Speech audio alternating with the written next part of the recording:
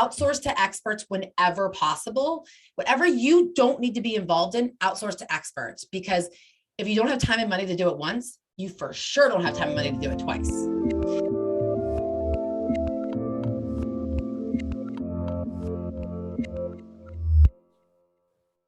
Hey everyone, this is Devin Miller here with another episode of the Inventive Journey. I'm your host, Devin Miller, the serial entrepreneur that's grown several startups into 7- and 8-figure businesses, as well as a founder and CEO of Miller IP Law, where we help startups and small businesses with their patents and trademarks. If you ever need help with yours, just go to strategymeeting.com and grab some time to chat. Now, today we have another great guest on the podcast, Heather Cox. And to give you a quick introduction to Heather, so she grew up in Southern California, performed in a circus growing up, which sounds kind of interesting. And I don't know, I think we may have had one other person, at least, I think they were a circus rodeo or a circus clown in the rodeo, but close enough. But that's, I think, the first full circus person. Parents said not to go to college, or that she shouldn't go to college and rather go take a year off and go to Spain, which sounds like great parents. Came back and decided to go to University of Texas in Austin and majored in Spanish, and then went into hospitality management for a period of time. Then went back to California, went into recruiting and sales, took some time in Israel, also met her husband, came back, got back into recruiting and sales, had some kids, asked a lot of entrepreneurs questions, and started her business, which is what she's doing today with diversity certification. So hopefully I got most of that right. And with that, as much as an introduction, welcome on the podcast, Heather. Thanks. I just have to correct one thing. My parents were for sure making sure I went to college. They just said, not this year. There was like no question if, it was where. All right. So it wasn't that they said never go to college. Let's just take a little bit more time to get ready. So. Yeah, my father would like roll over in his grave if he heard someone say like he didn't want me to go to college. All right. Well, it's a good correction. So. Well, welcome on the podcast. So I just gave a quick 30-second introduction to a much longer journey. So maybe take us back a bit back in time to growing up in Southern California and how your life got started in the circus. So we moved to Southern California when I was little. I was like 4, I think. My sister was 2. And a couple of years in, it was a little town called Redlands, which is in the 909, to the 909 people. You know, we all stick together, the IE people over there. And there was a youth circus that had started in Redlands by a gentleman named Roy Coble, who created the circus for wayward boys to give them something to do to get off the streets. So, but then it expanded, and everyone kind of joined. And so when I was about 6 years old, my parents took us to the circus, and I was mesmerized. I mean, there was sparkly costumes, and there was cool people floating through the air, and there was like dolphins and lions. No, there's no animals. It's a very European style circus. Yeah, there's no animals. It was just, but it was kids like my age, and they were like styling, and they had the cool costumes, and I was like, Dad, I have to do this. He's like, you want to be in the circus? I'm like, like there was like no question in my mind that I was going to do this. So they signed us up. It was kind of like an after school. Instead of soccer or gymnastics, we did circus. And then my sister joined a couple years later when she was about 6 also. And we stuck with it until we graduated high school. So, there was a couple years, we call them the dark years, when it lost insurance. And so they couldn't perform. So we had to get rid of some of the aerial acts. But, my parents got very involved. They were president of the booster group. And so we were part of it our entire growing up. So we would go to school, we'd go to the Y for like 4 hours a day, and, and became like our other family. And so that was like what we did growing up. And then even in high school, we were both cheerleaders, my sister and I. I did shot put and track. I wasn't very fast, but strong. So probably from all those years of holding people in the circus. And so, we did all of that, but we still, afterwards we went over. And then when we graduated high school, I went to Europe to study Spanish for a year. And then I came back and went to University of Texas at Austin. So yeah, the circus was amazing. And, it's really interesting because I think that's why I'm not afraid to get on stage now when I speak at conferences and events, because I was on stage all the time growing up, and it was kind of like a second nature thing for me.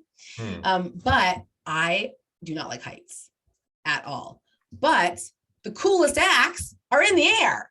So I was like, I have to do this. And so in my head, it was like 50 feet in the air. I think it was like 10 in reality. But when you're 6 or 7, it's really high. I seem really high. And I would cry every single practice. I did not want, it was called swinging baseballs or swinging Ys, and we would swing back and forth and you lay back, and I would cry every single practice. And then they said they had cuts. This is back in the day when they actually made kids like actually have cuts for things. Like if you weren't good enough, you got cut, not like today when you get a trophy for losing. So, which my kids don't do, by the way. So I'm right there with you. I don't, yeah. I'm not a fan of participation trophies. No. There's a reason for winners and losers. Like, you know what I'm saying? Yep. Like you have to be good. It teaches good sportsmanship. Like that's a whole different podcast in itself, but that is a whole different tangent. We could spend a much longer time. Like going back to 8 hours. Yeah. So they said, you either do the tricks for the, do the act, or you get cut. So I was like, oh, you are not cutting me. So I did it. And I just did it. But then next year I would cry every practice again. It was like the dumbest thing. And my mom was there and she's like, yeah, you got to do it or you're not going to be in the act. That's like, there's no like, oh, my daughter's special. No, it was like, you either do it or you don't. That was like the extent of my mom's like pep talk. So you do this, so you get in the circus, you're successful, you're wonderful. Now I don't, maybe there's a career in the circus. Are there still circuses? Can I tell you? Yes. So then one summer, after 9th grade or before 9th grade, we went to this thing called Circus Smirkus back east. We did like a trade. So 6 of us or 8 of us from our circus went and performed with this circus in New England. Right. And so I'm still friends with some of those people, and some of them, they're like 6 figures walking a tightrope. I'm like, my parents totally lied to me. But yeah, there are circus performers, but no, I was like going to go on, and, I wanted to, so I went off to college, or went to Europe, then went to college, and I was going to do international hospitality because now I have this love of traveling. My mom and my parents have traveled their whole lives. Now, let me just jump in really quick, because I got it wrong in the intro, but I thought it was an interesting point. So I think when you, and correct me where I'm wrong, when you're coming out of high school, your parents saying, we want you to go to college, but now is not the right time. You need to go and maybe take a break for a year. Is that about right? Yeah. So I did apply. So I applied to a few schools. My dream school was University of Texas at Austin. And here's why it was my dream school. My father went there, and which is not why it's my dream school. My father went there and he was like, you can go to any in-state school. The only out-of-state school I will help you with is the University of Texas at Austin. And I was like, I am out of here. So that was like my dream. I wanted to go far away. That was my dream school. So yeah, but they were like, you know what? We're not really sure you're ready. I didn't get into UT the first time I applied. It only has a 5% out-of-state acceptance rate at the time.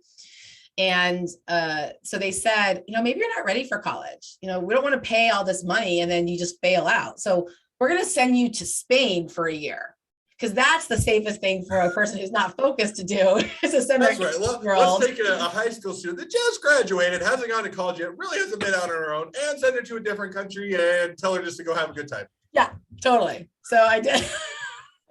But I'll tell you, I learned so much that year, probably more than I learned in my 4 years in college, right? You learn a lot there. And I was in a place, I was in Sevilla in the South. There was not a lot of English speakers there. Now, all my roommates, I lived in a house that was like what they did for a living, is they hosted all these foreign exchange students. And none of them, like, they all spoke like broken English. So we were speaking Spanish, and I would hang out in the bars, because when you're 18, you're like, this is super cool to hang out in the bars. I can't do that at home. And I just talk to people. And when you have cushioned your fear of talking by self-medicating with sangria in Spain, you're not afraid to make those mistakes and say the stupid things, and they laugh at you like, that's not what you wanted to say. I guarantee it.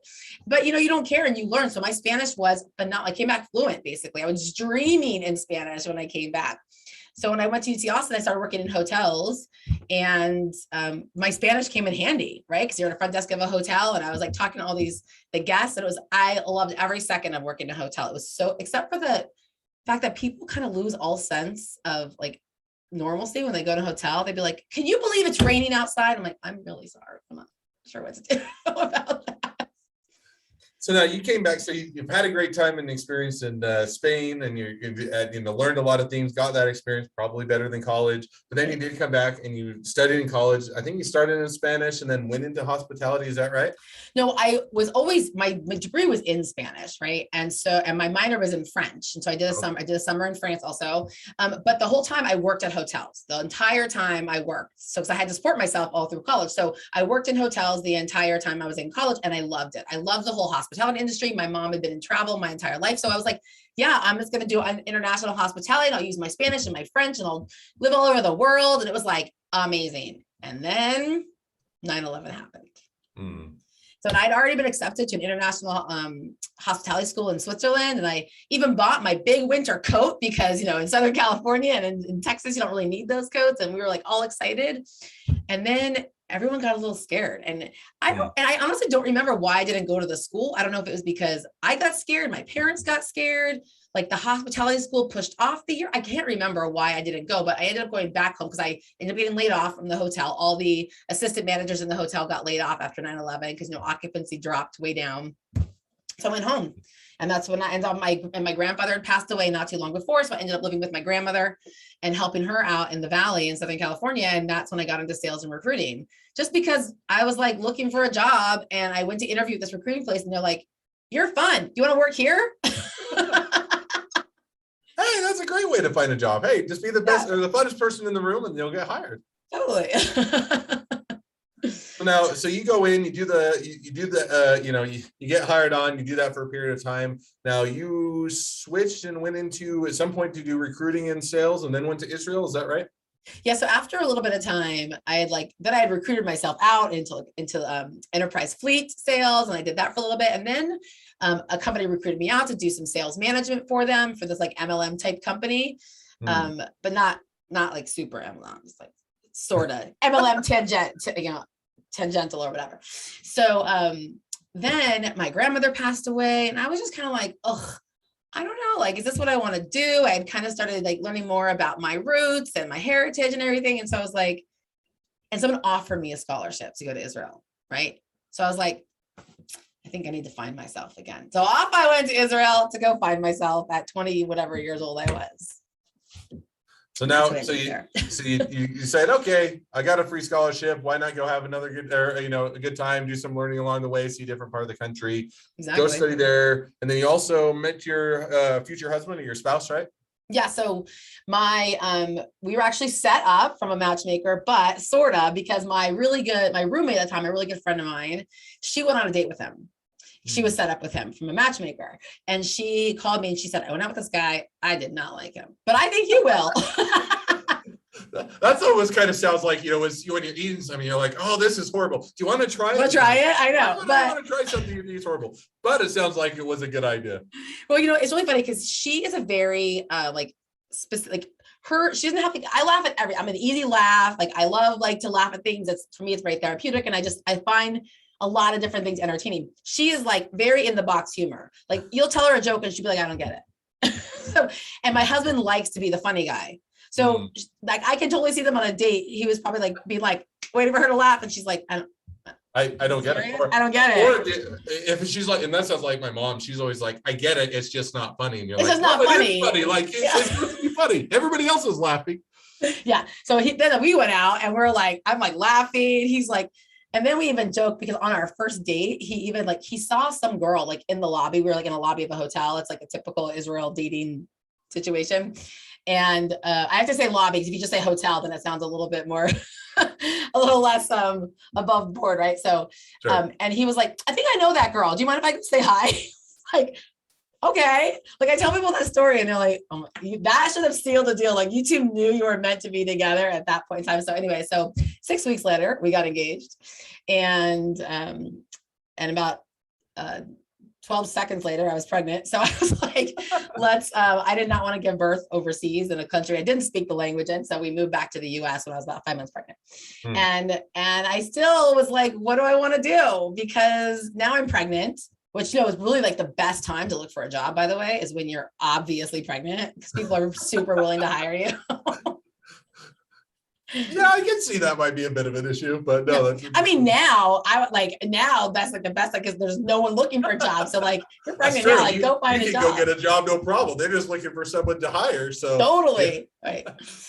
Right. So we came back in 2008. Now, I don't know if you remember 2008 as an attorney, my husband's an attorney, was not like the best time for attorneys who didn't have any real world experience yet. He had taken the bar and gone to Israel.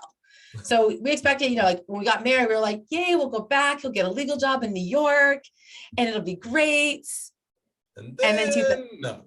Yeah. Yeah, no, I graduated 2013. But Okay. So I was going into law school about a year, or 2009. I did 2 degrees, but I remember even 2010 and 11 when my friends were coming out, a lot of those were still just like, yeah, there's just no jobs and it's Right. slow and like nobody's hiring and everybody's waiting. And so by the time I graduated, luckily it caught up. But yeah, I definitely remember like a lot of people that were smart and great attorneys were still struggling to find jobs just because of the 9/11 and the housing Yes. And crash then and everything 2008 and everything. And then what happened was, like there's all these attorneys with tons of experience taking entry level positions. And so then if you're really entry level, you couldn't get a job. So it was like a little bit brutal for us. Like we're brand new married.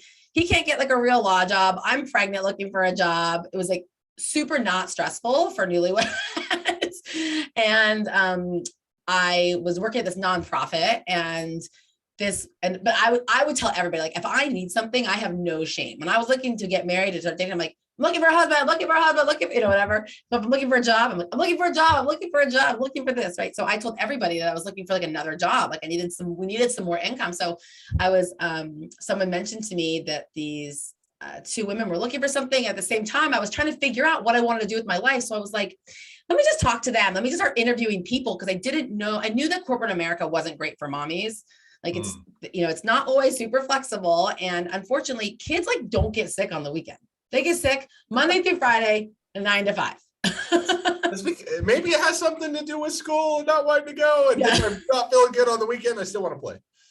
Right. So, so I started meeting all these women and they were like these amazing entrepreneurs. Some were entrepreneurs, some were executives, whatever. But the entrepreneurs to me were amazing. They were just like, had all this energy and they were passionate. And you could see like their type A personality coming through. And I love big personalities. I'm very attracted to big personalities.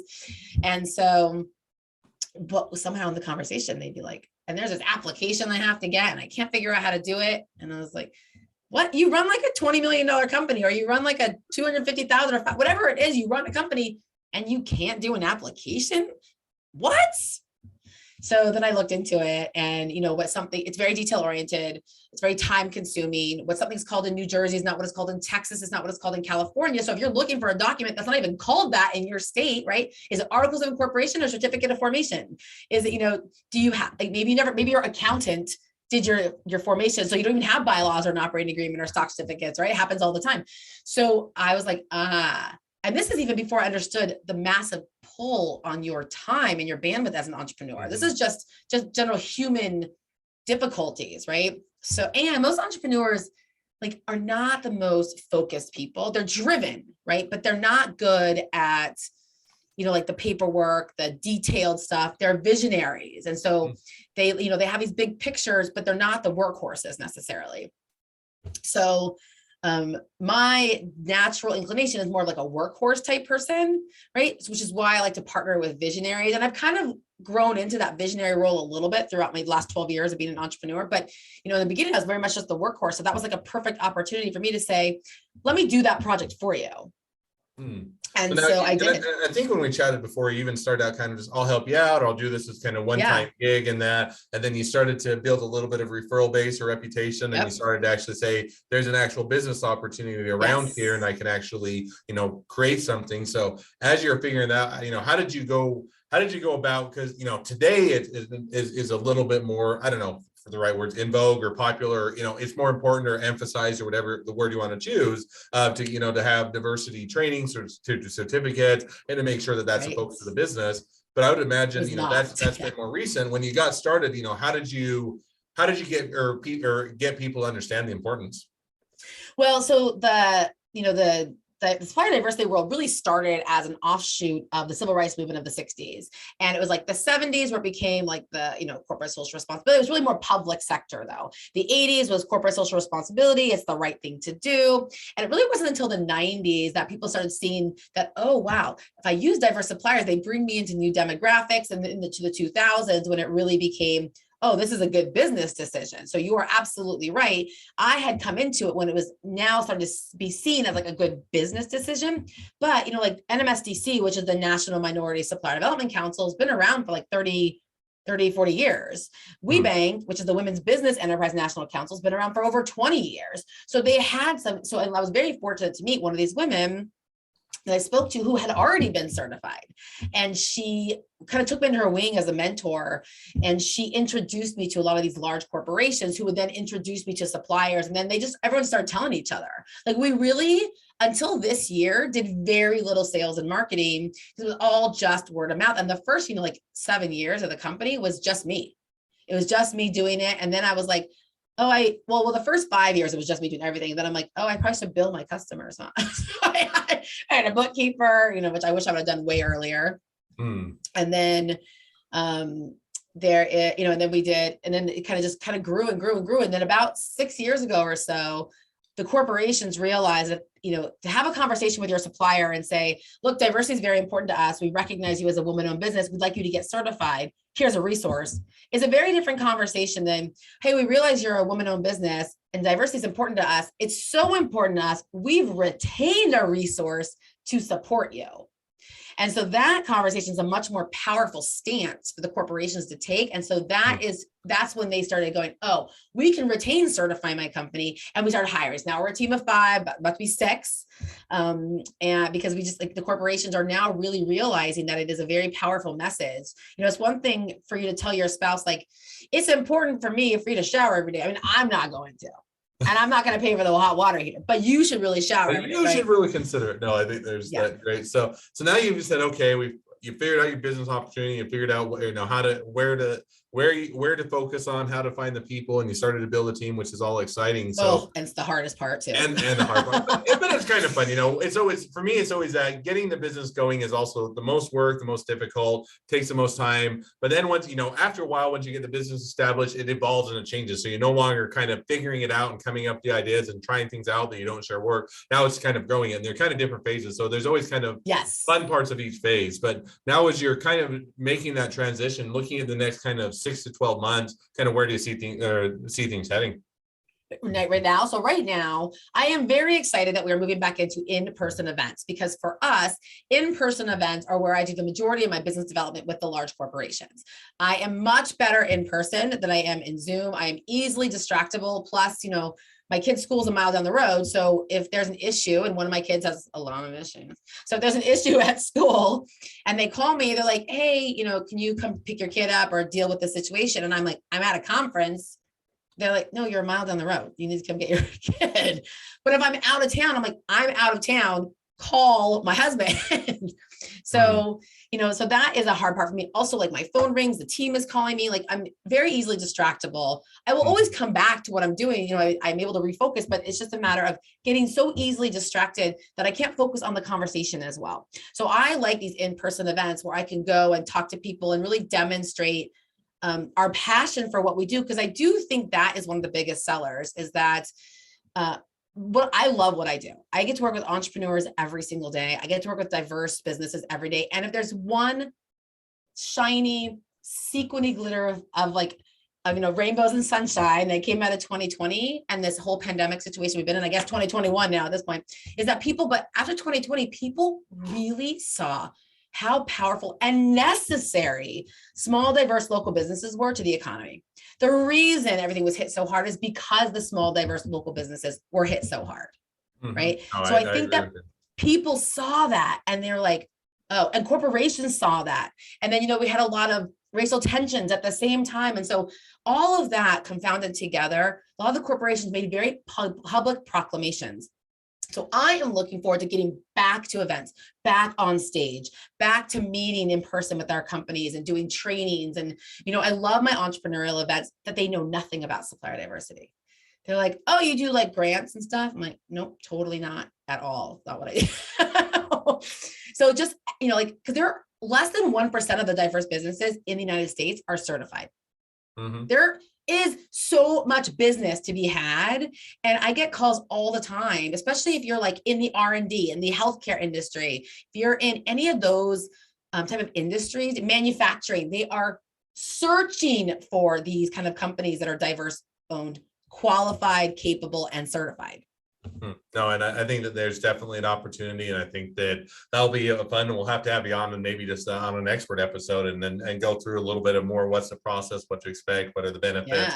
Why you might consider, and also if you're not there, should you be moving in that direction? So I think that those are all fun things to hit on. But for this episode, as we start to wrap up to the end or towards the end of the podcast, we'll jump to, or as we've kind of now gone through your journey and looking a bit into the future, now we'll jump to the two questions I always ask at the end of each podcast. So the first question I always ask is, along your journey, what was the worst business decision you ever made, and what did you learn from it?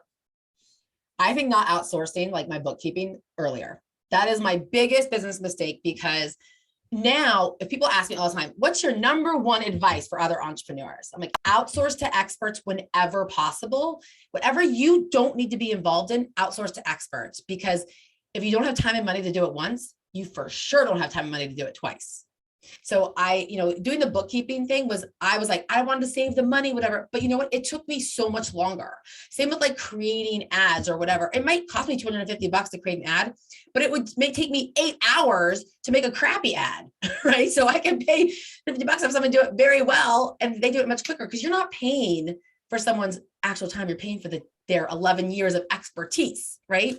So no, and I agree with you. And I mean, one of the things I had to learn is, I think most entrepreneurs, and I absolutely clump myself in there, think that, oh, I'm the smartest person in the room. I can do it the best. If I have to turn it over to somebody else, I'll have to train them anyway, and it's going to take as long, whatever the excuses are. And so you always kind of keep things, all to yourself, and you think, I can do it all myself. And even if that's true, which I don't think it's ever true that you can do everything, but even if it's true, then you never get everything done. It hinders and benders. You don't have the growth. And if you can pay even if you can do it better, if you can have somebody that can do it 80% as well as you should be focusing your time and attention on the places that you can drive the most value, that people can do it at 80% as well. So I think that that's definitely a lesson that I had to learn as well. And I think a great thing to learn from.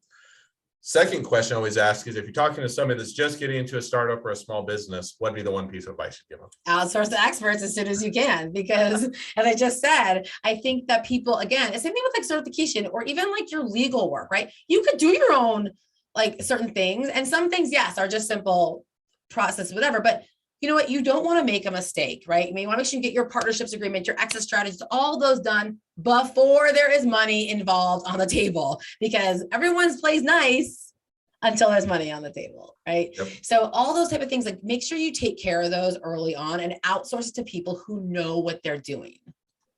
No, and I like the one that, even it's always interesting. People always like, oh, I'll just get the business going. And then, sometime someday if it's worth anything, we'll get all these things cleaned up.